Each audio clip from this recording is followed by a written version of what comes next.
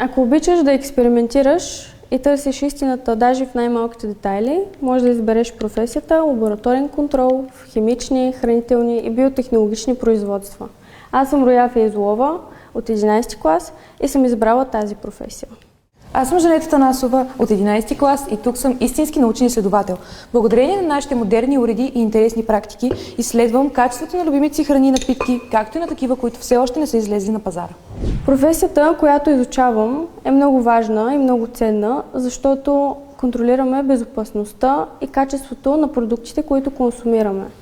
Завършвайки тази професия, мога да работя в различни сфери, като хранително-вкусовата промишленост, фармацията и тютюно- и винопроизводството. Мога да работя в Агенция по безопасност на храните, в митницата или в научно-изследователската дейност.